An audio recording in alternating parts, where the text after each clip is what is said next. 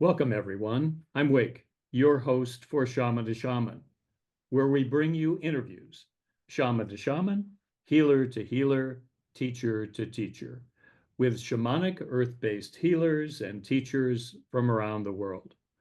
Today, we've invited John Lockley, a fully initiated, ordained, and practicing Sangoma shaman, to share some of his stories of a shamanic life and to tell you about his practice and offerings. John is a global medicine man who resides in Canada, South Africa, and Botswana, home of the Kalahari Desert. Hello, John. Welcome to today's conversation. Hi, Wake. The Sangoma, John's medicine lineage, are known as people of the song, people of the drum, who share deep relationship with their ancestors. John's presence in the lineage was foreseen in a dream by his teacher, a senior Sangoma who invited him to be her apprentice. His apprenticeship lasted for 10 years. He was one of the first modern white men in recent times awarded the designation of a senior Sangoma elder. His Xhosa name, given by his teacher, translates to the messenger or bridge between cultures. For over 20 years, John has pioneered the bridge between modern Western psychology and traditional South African healing, teaching people how they can reconnect to their own ancestry with spirit and with the earth. He facilitates this bridging through his retreats in the Kalahari Desert and in South Africa each year. John offers private divination and healing sessions online. We'll be talking about those, as well as group-oriented monthly ceremonies. He is the author of the book Leopard Warrior and the audio teachings The Way of the Leopard, both published by Sounds True. We hope that the work John shares will resonate with you and impact your life in a meaningful way, that today's discussion will inspire you to add shamanic sessions and experiences to your life, that we may build shamanic community together. Shaman to Shaman is brought to you by Shamans Directory, a dynamic online resource for earth-based shamans to share themselves, offer medicine, build community, and change the world. To learn more, you can visit online at shamansdirectory.com, on social media, and on our YouTube channel. Today, I am truly honored to welcome John Lockley to introduce himself to our Shamans Directory community. John, today is all about you, about your journey, your current offerings, and the ways people can work with you to change their lives. It's great to see you again, John. How would you like to begin? Thanks, Wake. Well, it's great to be here, and thanks everyone for listening and for signing in. And I think, well, I could just start off with just saying hello to everyone and hoping that everyone's well wherever they are. And in a very short few sentences, I could say that as a Sangoma, we work with the soul.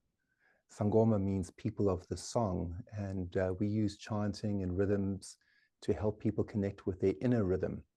And what I do with clients is I help them to connect to their heartbeat. And your heartbeat is not just a metaphor connecting with your heartbeat, it's a real physical experience. And when you go through the training to become a Sangoma, we do the trance dance, and at some point, all there is this heartbeat rhythm. And I'm going to be playing my drum at some point today. And the drum rhythm is like, they call it the elephant rhythm, or they call it the heartbeat rhythm. And it's a primal rhythm, it's a strong rhythm, but it's there to mirror our own hearts and our own heartbeats. So in this world of chaos, disorder, and war right now, it's quite clear that a lot of people are not in rhythm with their heart. Because when you come into rhythm with your own heartbeat, and we can all try that right now, if you're listening, put your hand on your heart and feel that primal pulse. In your mind, let go, in your body, let go, and in your spirit, let go. When you do that, your nervous system will calm down. You'll become more centered. And most importantly, you'll connect with your humanity and you'll connect with your soul. So as a Sangoma, I'm a metaphysician. A metaphysician is someone who works with the soul, who works with the immortality of man. My job is to help people connect to their soul and to connect to that timeless space inside of them. So when I'm working with clients, I always say in this world and the next. So whatever practice people do, their practice must permeate the veil of consciousness. It must permeate this living moment so that it stretches into the dream time and into the world of spirit. So when you drop your physical body, you still know who you are and you're still connected to your spiritual practice. So the work of a Sangoma is to help people connect to their soul. Now, we don't do the work for people, but what we do is we give them ceremonies, rituals, plant cleanses, Dharma talks, you can say, and the whole focus of helping people connect to their soul. And the rhythm part of it is the way it's almost like electricity. That's how we get people wired in to connecting to their soul.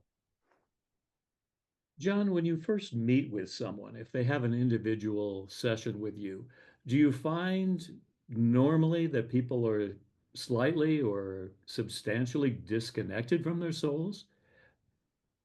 How do you sense that of people who come to you? Does everyone need adjustment in that regard, in your experience?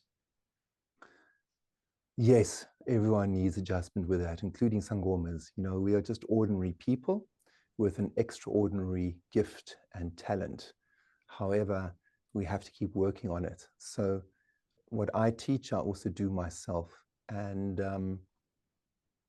when people are disconnected from their own soul, then it plays out in myriad ways in people's lives.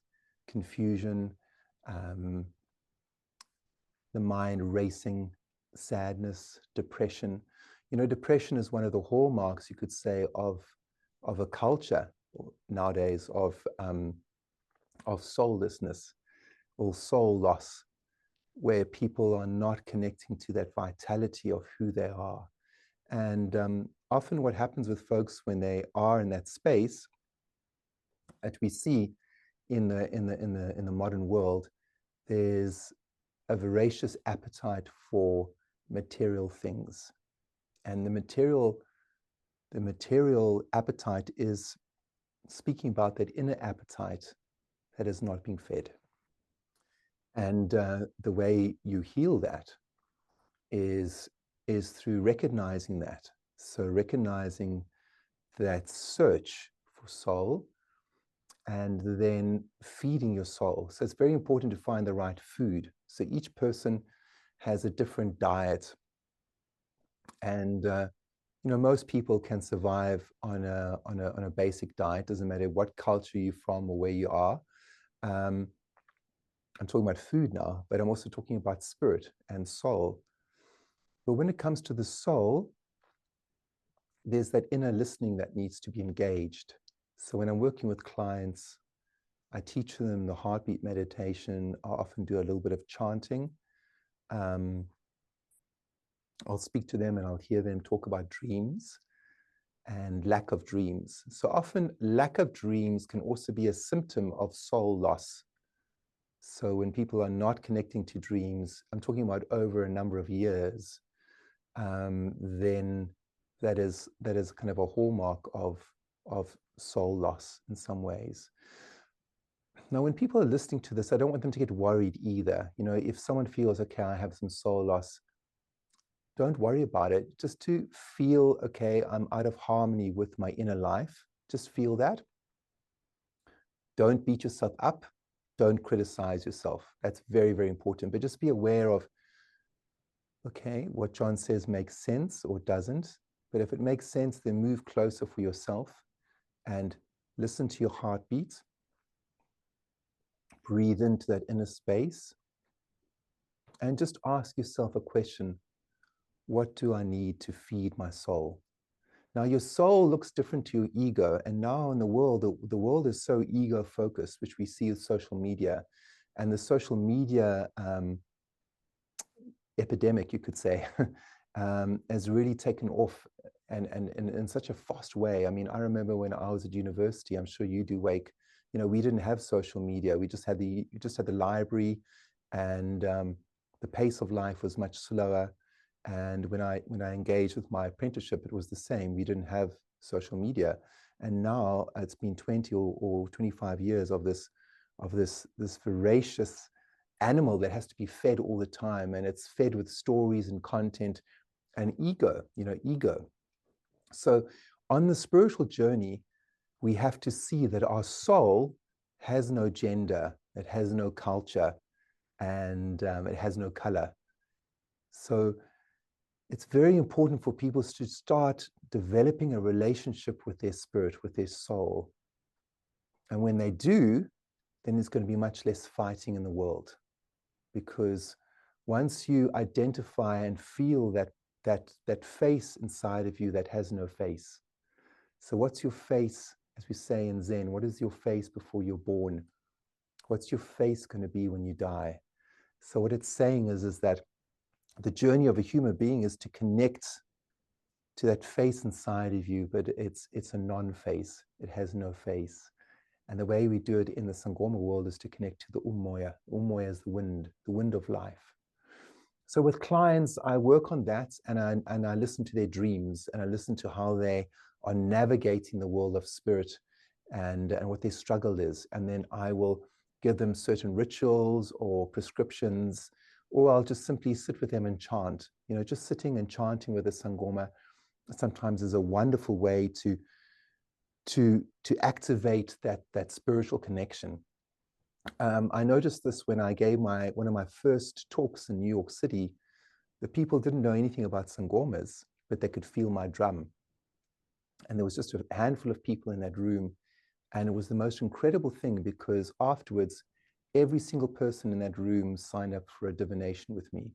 And then when I had further chats with the people, they came to me with their dreams. And there was a few people who actually had dreams about their ancestors, which was quite incredible, because they were not coming from a traditional African background or ancestral background, and their dreams were so clear. And I realized why, and it's because the drumming and the way we work in South African shamanic way is to help people connect to their vitality, to connect to their own electricity. And so when people are disconnected from their soul, when they're disconnected from their essential being, it's a bit like electricity. Electricity has 3 points to make it stable. It has the neutral, the live wire, and it has the earth point, the earth socket. And that's what makes a stable electrical system. Now, if, for example, that earth socket or that earth wire was missing, then that whole electrical system would be unstable. So if you think of a human being where that earth wire nowadays is unstable for many human beings, then they develop this personality of maybe being too emotional or too dramatic or too egocentric. And it's all because that earth center is out of balance. So the way we bring someone into balance in a simple and quick way is to center them with their heartbeat, or to get them dancing and get them moving their body. And then automatically they center themselves, they earth themselves, and they dream and connect to their soul and their ancestors.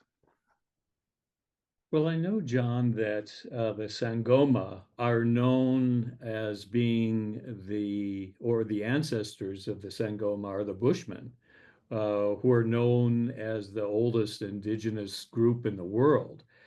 What special gifts does that ancestry provide? What have you discovered in terms of your own Sangoma experience of the location of this work in South Africa and in the Kalahari?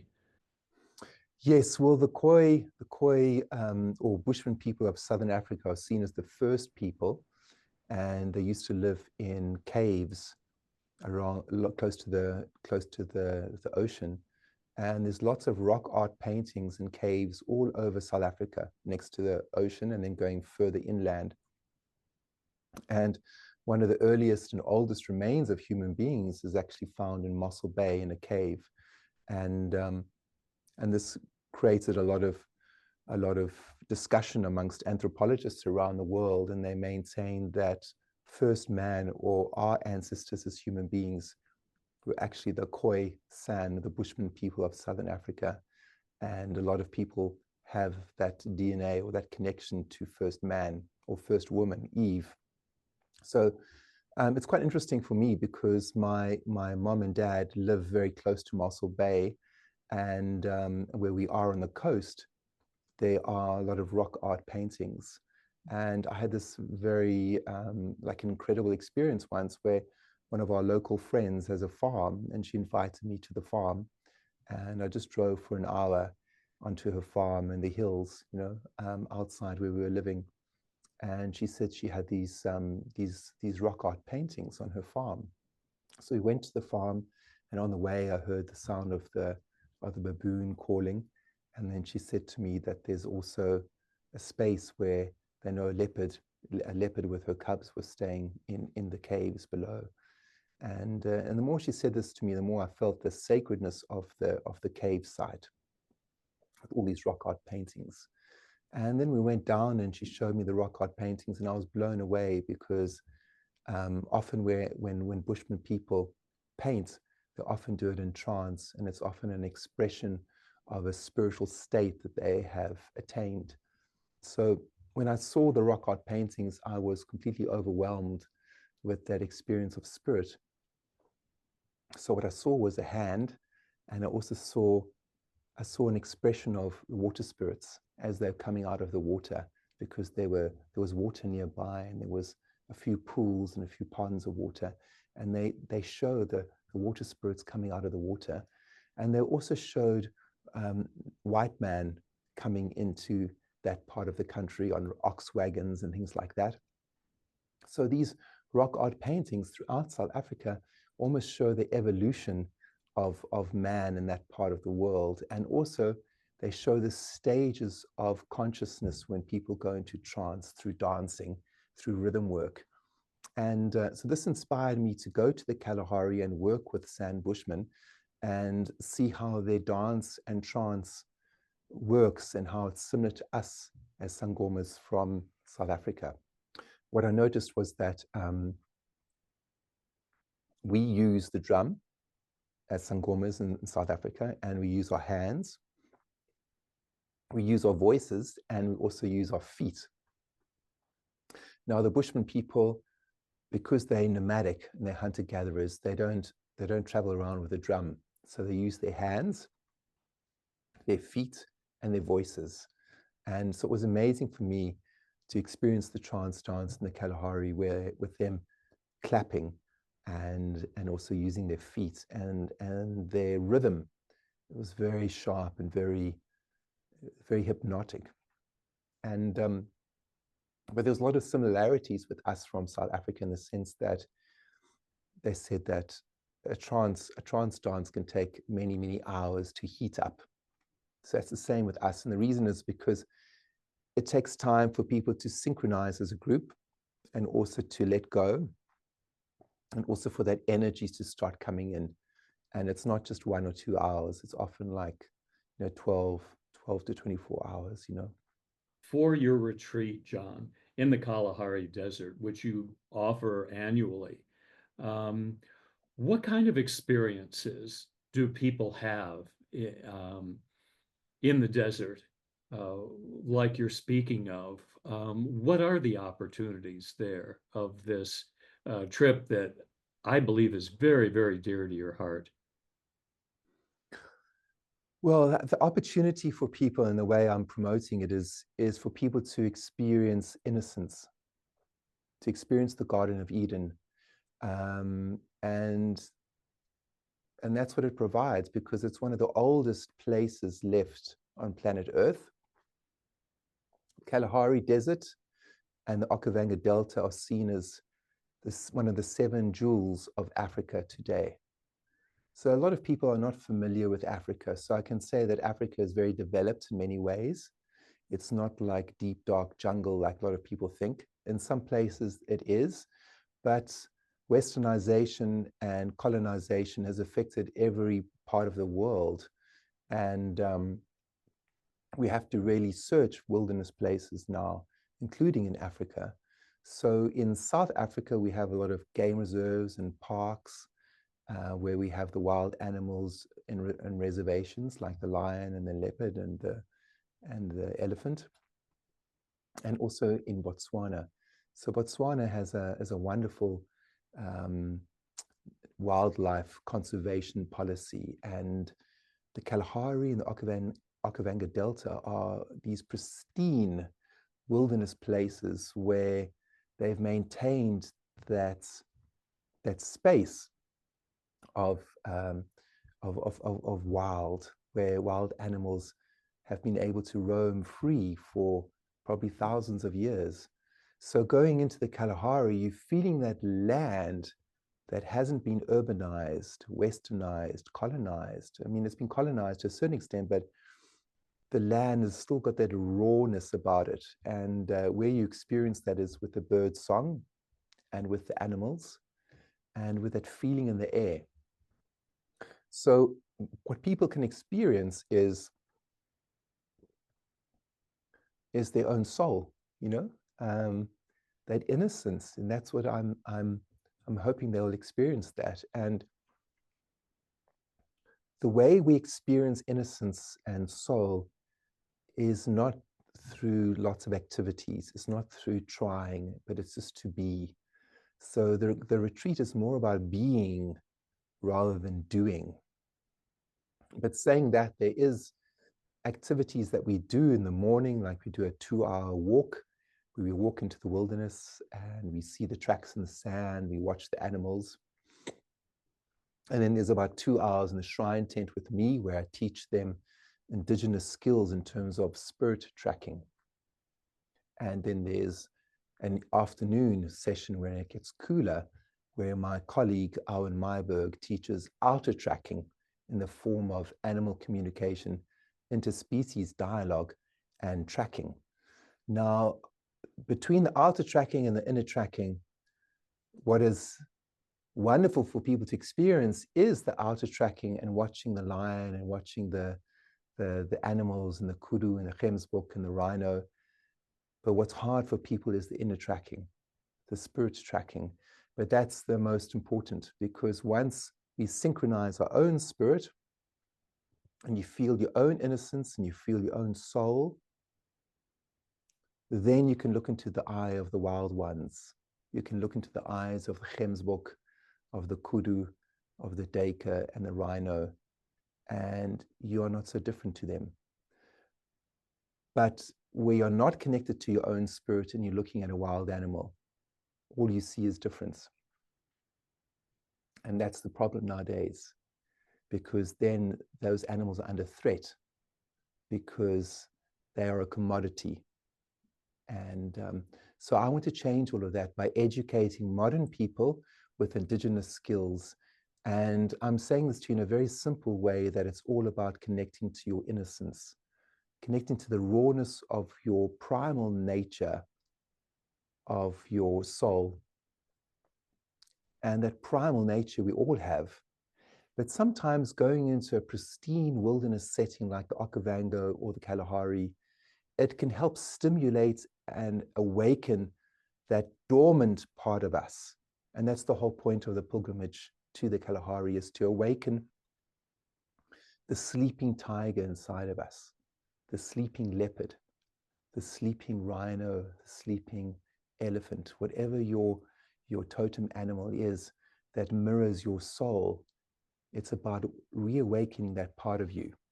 Well, I know, John, that part of your work in guiding people to this pristine area is the inner work of the soul. And I believe you've just mentioned that there's another attribute of the immersive experience, and that is feeling some calling to be more active or engaged with saving, preserving, recognizing the natural world.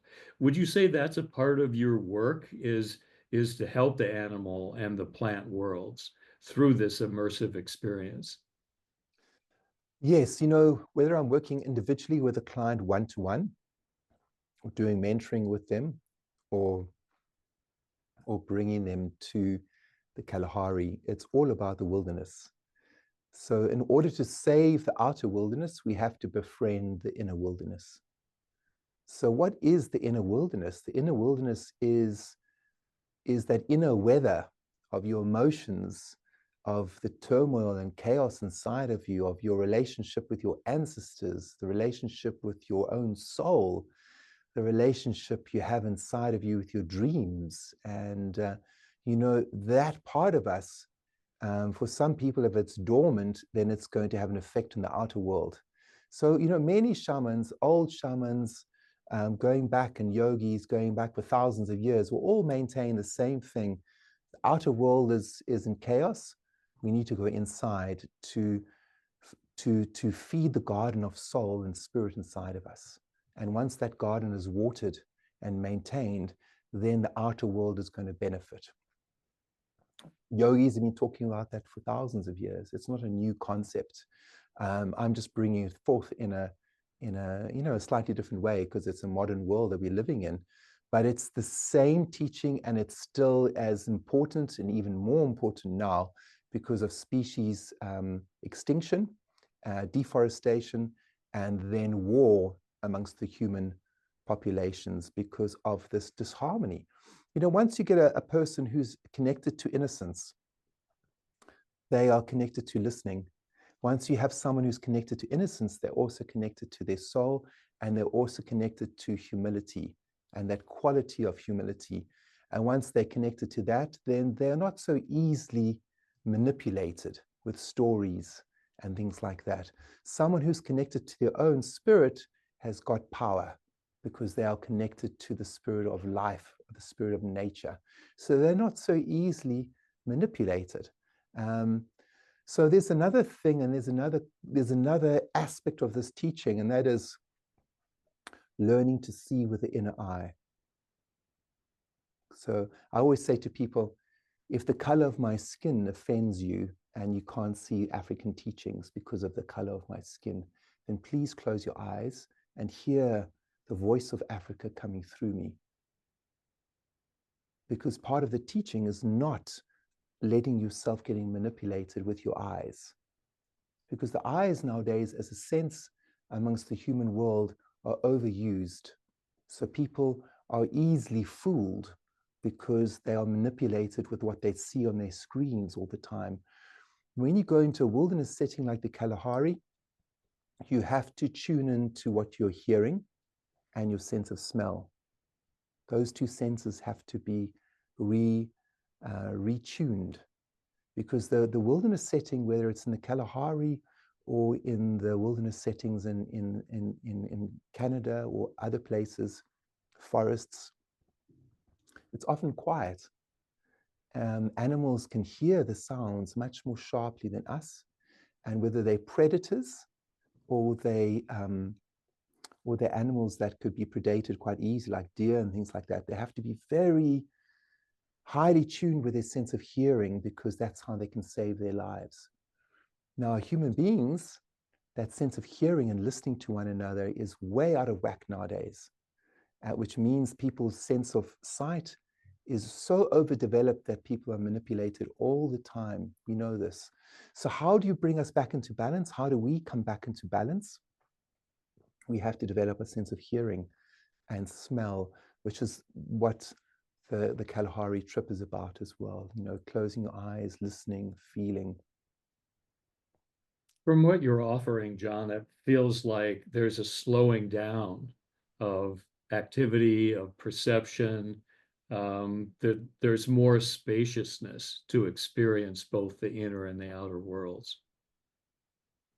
That's right. It's an interesting thing, because people might say, when you're working with indigenous people, like when I was working with my teacher for many years, the pace of life can seem slow. But if you said that they were slow, then you would be misled. On one level, things have slowed down in terms of there's an art of ceremony in terms of having a cup of tea with the elders, and there's these beautiful spaces of listening to each other, and things have slowed down on that level. But when it comes to the ceremonial side of it, when we start connecting to ancestors and dreams, it's like another whole world opens up. So in the modern world where things are very frenetic and very fast, the aspect of life that goes into the back burner, and that's the spirit life. So someone's dream life is probably not very rich if you have a very active and frenetic daily life. So it's about balancing those two worlds. So as we slow down a little bit and then tune into our spirit and start to water our spirit with prayer, meditation, and more mindfulness, as we start doing that, you start to see your dream life reawakening. And it's almost like another world starts opening up for you. So each human being, whether you're a shaman or a lawyer or a nurse or a mom, each human being is multidimensional. So a person could be a plumber or electrician or someone who's homeless, and they might have incredible dreams. It doesn't matter, you know? And it's an equalizing force for everyone as our dream time. So we just need to, as human beings, be aware of that inner spirit and the spirit tracking, and that's really what I'm teaching. And there's this concept that you've spoken about before, Ubuntu, and that seems like that encapsulates a kindness to one another, a recognition of who we are, a humanity within each person. Could you speak more about this concept and how it lives in our lives? So Ubuntu, for people who haven't heard, it means humanity, and it's a word coming from Southern Africa. It started in Central Africa and then moved down as the peoples in South Africa moved from Central Africa and then moved down, and it's the part of the Nguni tribe, which is the Xhosa, the Zulu, the Swazi, Shangaan. There's a few tribes, and they use the term Ubuntu, which was popularized by Nelson Mandela and Archbishop Desmond Tutu in South Africa. Now, Ubuntu means humanity, but it's a very deep concept. It says, I am what I am because of who we all are. So it actually speaks about a circle of life. It says each human being is equal in that circle. It doesn't matter what color you are, what gender you are, whether you have money or not, whether you're famous or not. It says each human being in the circle is equal. Now, Ubuntu goes deeper in the Sangoma teachings, and it says that, as one of my elders said, he said to me, we are born as human beings, John. But in the African way, in the Sangoma way, in the Xhosa way, we have to decide to become a human being. We have to make a decision. So in the Xhosa culture, they have male initiation ceremonies, and it's a very powerful ceremony for young men from the age of 18 years old, to 21 or 22. And they do these ceremonies, which is basically speaking about making a decision to become a human being. That's what it is. And when we become Sangomas, it's a similar rite of passage that we go through. And to make a decision to become a human being is first making a decision to listen to your own spirit, your own soul. And as soon as you listen to it, whether it's a nice voice or a shadow voice, or whether you're feeling sadness, grief, or despondency, the most important thing is to listen and then make a decision. I want to become a human being. So to become a human being means to connect to your own soul, your own umoya, your own spirit first. And then to become a human being means also to connect to your ancestors, those people that created you.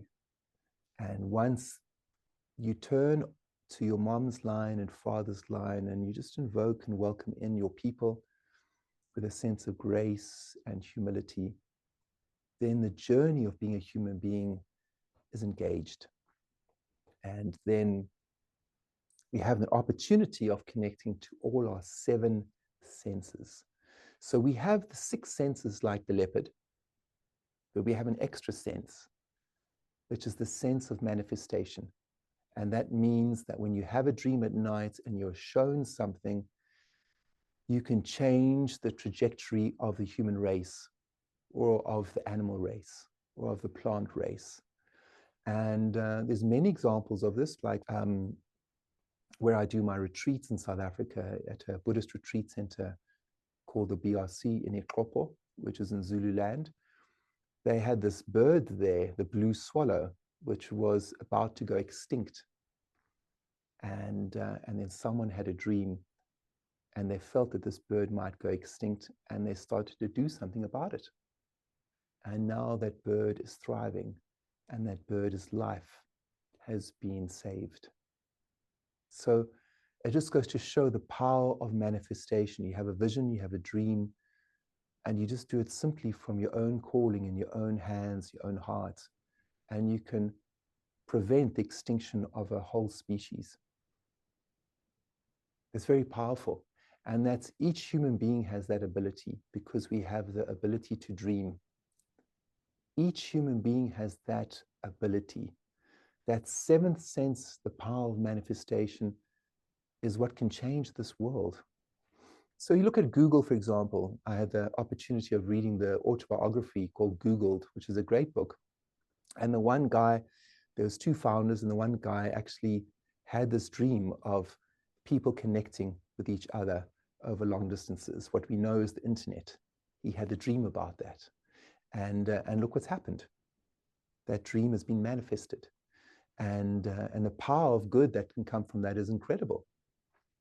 You know, so each person has a gift. Doesn't matter what your gift is. And the purpose of a human being is to find their purpose. That's what the Buddha would say.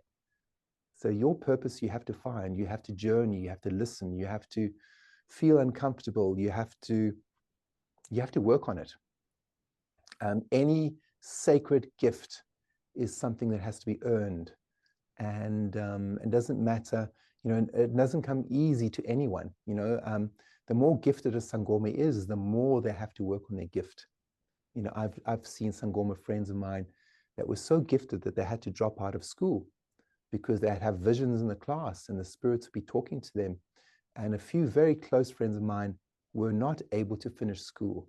So it kept them in a cycle of poverty because they weren't able to go to university, and then they weren't able to get proper jobs because they hadn't finished school. So there's a huge responsibility for a gift that you have, and we have to work on our gift in order to connect to that 7th sense.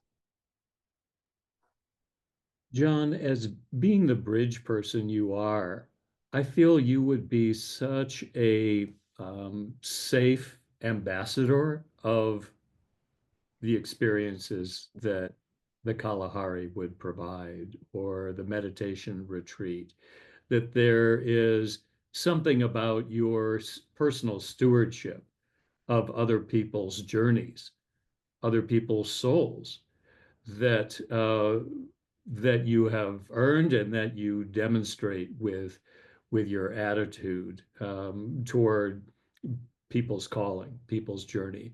Could you say something about your safe stewardship of the journeys you're inviting people to?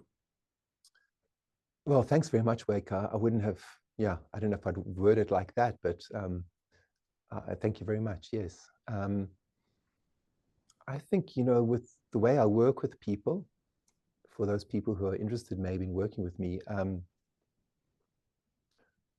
I think some of the qualities I have is I do try my best to listen to people, and I don't judge people, and I don't criticize. So people can feel safe however they are with me. And But let me be very clear with you as well. I don't do the work for people. People sit with me and we can talk about the Dharma and the teachings and mysticism, and I can show people things that have helped me. So that's all I talk about and all I share is medicine work that has helped me and that I'm still doing myself. So I'm still a pilgrim, I'm still a seeker on the road of mystery, you know. So I can sit with people as a fellow pilgrim, as a fellow seeker, and say, look, this is what worked for me, and I can see this will help you, and this is what you need to be careful of. So I can share some roadmaps on the road of spirit, and I can also share some of the potholes and obstacles and what people need to be careful of. So one of the biggest things that people are struggling with now is self-criticism, because the world is very critical. So the first thing someone needs to do when they start their journey is to be aware of the inner critic, be aware of the inner shadow. And then the other thing is to be really gentle with yourself. That's very important. So with my practice with people, I do try to be gentle and create a gentle space. But I don't make any promises about what they're going to attain, what they're going to receive. I can't do that. So the blessing that someone can receive through working with me is a blessing coming from their ancestors and also from their own spirits, which is dependent on how much they work on themselves. How open can you be when you're sitting with me? How open can you be with your own spirits and your own ancestors? And how brave can you be to return to that place of innocence? You know, we nowadays are highly, highly protected. You know, we have to barricade ourselves so much because of the abuse in the world.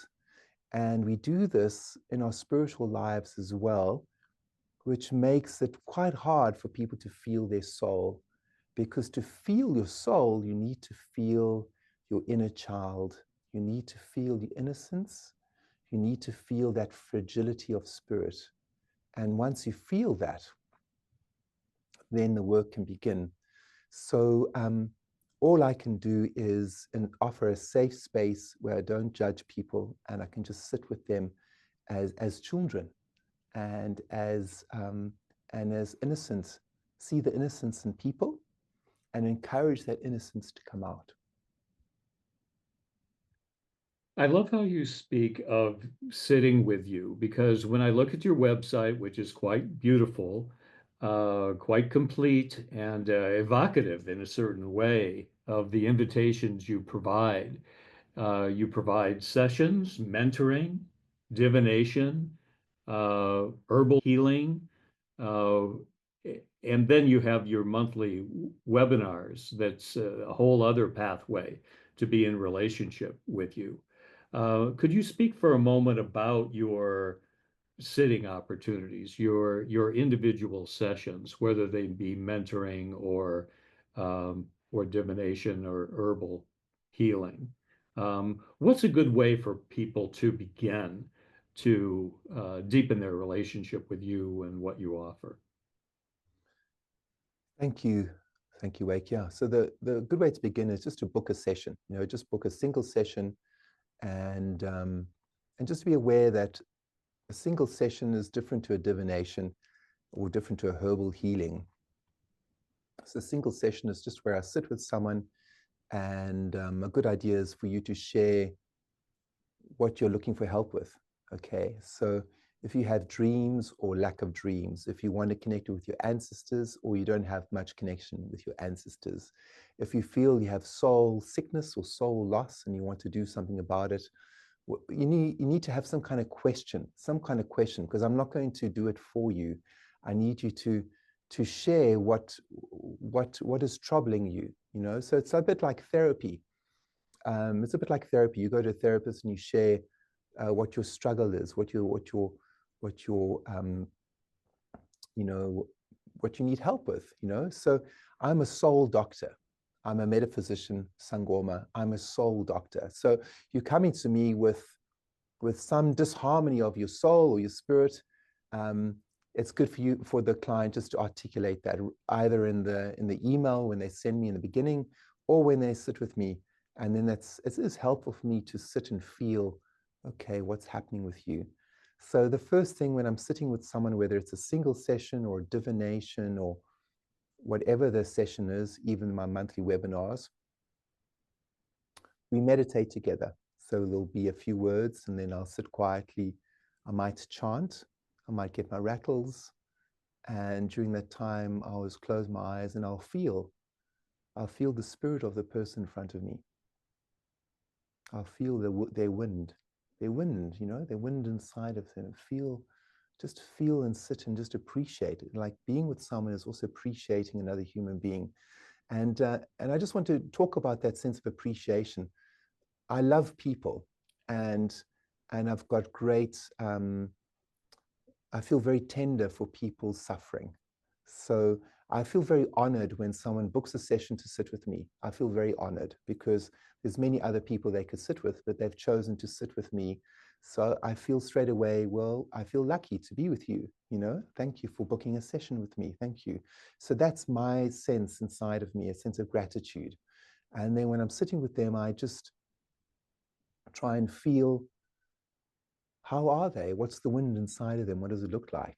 So we'll just meditate together. I might chant, like I say. And then the next thing is I'll ask them just to share a few things about their life and what they need help with. So that's the session, that's the single session. And then the single session might open up to mentoring, where I do 3 sessions with them or 7 sessions.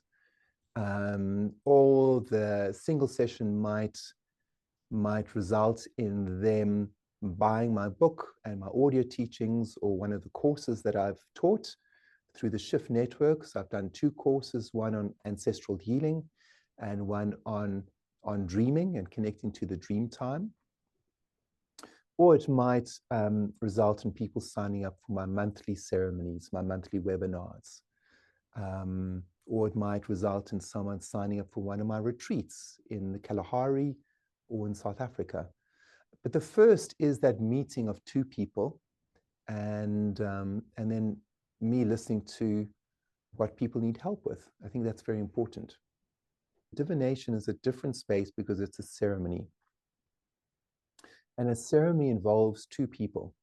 It's not just me throwing the bones, but it's also sitting with a sense of mindfulness. So I encourage the clients to sit with me, and I encourage them to sit in a mindful way where they are listening to their heartbeat, they're feeling their heartbeat, and also where they are welcoming in their own ancestors and asking the ancestors for permission for me to give them a divination. I've seen reference to your bone bag, and I think that would be quite a gift to sit with you while you're doing your work with the bones, with divination, creating a spiritual constellation, I believe you call it, to actually see what's going on deep inside. Yes, you know, the bones show the spiritual forces of a person's life. And spiritual forces, we always talk about in African or South African cosmology, we talk about ancestors. But we don't just mean your blood and bone ancestors. When we say ancestors, we mean spirit guides in Southern Africa. So first, we are looking at those bones that speak about people's blood and bone connection in terms of their roots, like a tree. So if someone has weak roots, like a tree, then they could be unstable. So the first thing is to strengthen the roots of the tree. So then I will be talking to a client about how to strengthen their relationship with their blood and bone ancestors. And often the guidance I give is simple. It's not too involved because people live very noisy and very busy and very hectic lives. So my job is not to add to that, but just to help them water their spirit. So it's a bit like a plant. You might have a plant in your room that might be close to death, But if you just water it a little bit, you start to see the green coming up, and that gives you hope. And then you water it a bit more, and you might put some fertilizer in it, and you just watch. And it's a bit like that with a human being and their relationship to the soul. You don't want to overwhelm the client with lots of spiritual information, and you don't want to scare people. It must be enough information to activate people's connection to their umoya, to their own soul. Like that plant needs a little bit of water to anchor the root and to get those green buds coming up. Same with a human being. When you're speaking of water, John, I want to take this opportunity to have you speak just for a moment about the herbal healing sessions. And I notice that you suggest for people to place their hands or feet in warm water with plant medicine to get full experience, full benefit from the healing you offer. Could you speak to this? So with the plant healing, what I do is I encourage people to purchase certain plants online or wherever they are, and I guide them through the ritual. And then online, I will encourage them to put their hands in the plant mixture, and then I will sit with them online and I'll chant and I'll sing and I'll guide them through the plant healing. And then, of course, face to face, when we do it, I often run my ceremonies with plant healing, whether it's in the Kalahari or in Ikopo in South Africa, or wherever I do an in-person ceremony around the world. It's often with plants, and we do this plant healing ritual where people put their feet and hands in the plant medicine. And just to be clear with folks listening, these are non-hallucinogenic plants. I don't work with hallucinogens, and Sangomas generally we don't work with hallucinogens. We work with medicinal plants from South Africa and also household plants, and we infuse those plants with ancestral energy through our singing and through our chanting. So that's the way we work. Well, as I said at the beginning, John, there's so many ways to connect with you. And you provide, I know you speak at summits. I know you provide your monthly gatherings. I know you give a lot of opportunities for people to connect. And I'm happy to hear that the best way to begin is to book a session and to sit with you and to see what occurs and what you find. Before we need to leave your offerings, are there other aspects of your work you'd like to highlight or anything else you'd like to teach us this day? So in terms of my specialities, because each Sangoma is a specialist in certain areas, my speciality would be working with dreams, working with ancestors, working with prayer and ceremony, and working with trance rhythms in terms of the heartbeat and helping people with meditation and with connecting to the heartbeat. And for in-person sessions and ceremonies and retreats around the world, working with plant medicine is another area that I really love working with, and I do work with. So those are the aspects of my work. So if someone is struggling with dreams or they have a lot of dreams, then I can help them. If someone wants to work with their ancestors and they don't know how, then I'm a good fit for them. And if someone is experiencing soul loss, if they're experiencing depression, or they feel that there's a calling inside of them that they are not accessing, then my mentoring sessions would be very helpful. So signing up for 7 mentoring sessions and creating some kind of daily ritual and practice can be extremely beneficial and rewarding. Well, I think, John, that it's been fortuitous that Shamans Directory found you, or vice versa, that you have come to Shamans Directory as one of your platforms to offer your medicine and to be a contributor. I've had the joy of being with you through a summit conversation, a live event, and now this interview about more directly about your work. And your website, as you say, is quite complete, and it gives people many opportunities to connect with you. So before we go, any final thoughts? Well, thank you very much, Wake and Shamans Directory. You guys are doing amazing work, and I really appreciate your interest in me and my work, and giving me an opportunity to share a little bit of my work and my story with the listeners. So thank you very much. So maybe just a couple of words to people watching this. If you're feeling that you may have some kind of soul sickness or soul loss, don't worry about it. We are all connected in the human race, just like Ubuntu is a circle. And if one aspect of humanity is struggling with war and with disharmony, then it's going to affect us as well. So as we work on our own spirit, we work on our own soul, we're actually helping the human race. So the biggest thing that each of us can do is to work on the inner wilderness, closing your eyes, occupying that inner wilderness space with a sense of grace, a sense of courage, a sense of compassion for yourself, for your ancestors, for those inner wild ones inside of you. And the inner wild ones are your ancestors. And it is also the primal one, which is your own soul.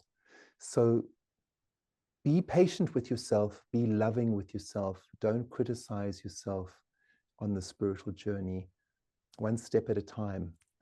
And hopefully I'll meet you one day. So thanks, everyone.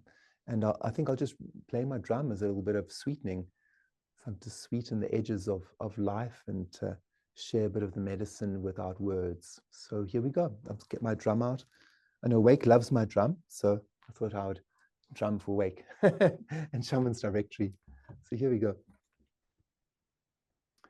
This is my Isi Gubo for everyone. My Sangoma drum. And when you play the drum, it's an opportunity for us to connect with our spirits, with our ancestors. So take a moment, feel your heartbeat. Close your eyes and draw your breath into that inner wilderness, to that inner landscape of soul. And breathe it in, occupy it.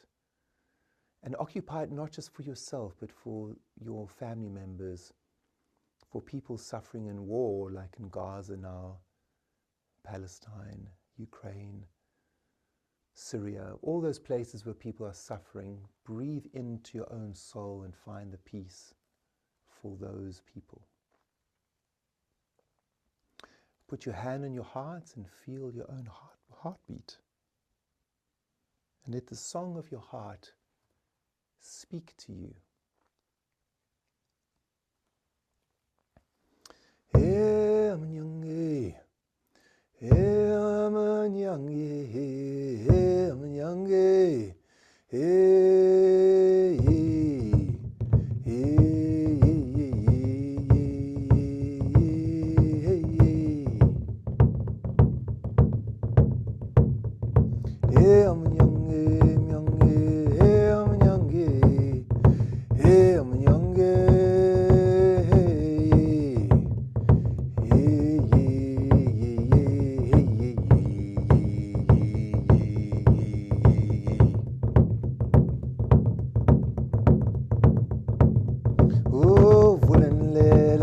Bamo, volenle lavazalibamo, volenle lavazalibam, volenle lavazalibamo, volenle lavazalibam, volenle lavazalibamo, volenle lamnyange, volenle lamnyange, volenle lamnyange,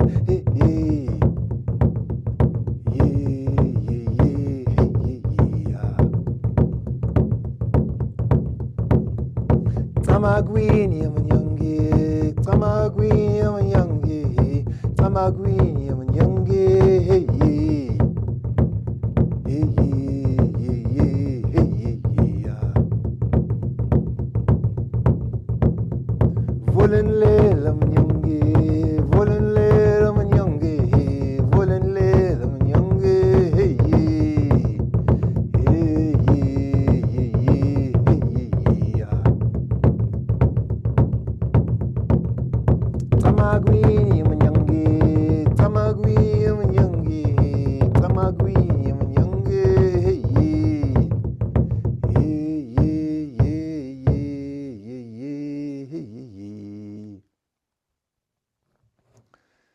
feel the drum inside your heart.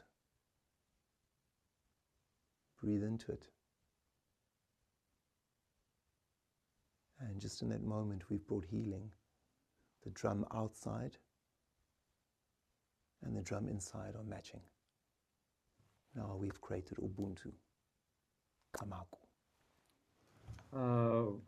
This is the way that we do get to know one another. And I thank you so much, John, for sharing yourself with us. Yeah, thanks, Wake. Thank you.